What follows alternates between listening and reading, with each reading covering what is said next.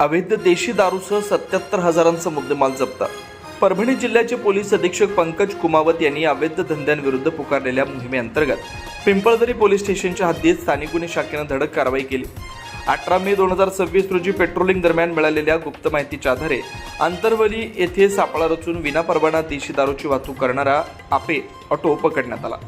स्थानिक गुन्हे शाखेचे पोलीस निरीक्षक विवेकानंद पाटील यांच्या मार्गदर्शनाखाली पथक पेट्रोलिंग करत असताना संतोष देविदास केंद्रे राहणार खोकलेवाडी तालुका गंगाखेड हा आपल्या आपे ऑटोमधून बेकायदेशीररित्या देशी दारू विक्रीसाठी घेऊन जात असल्याची माहिती मिळाली। या माहितीवरून पथकाने अंतरवेली येथे नाकाबंदी करून ऑटोची तपासणी केली।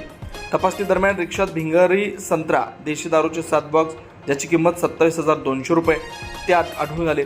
पोलिसांनी दारूसाठी आणि वाहतुकीसाठी वापरलेला आपे ऑटो असा एकूण 77,200 रुपयांचा मुद्देमाल जप्त केला।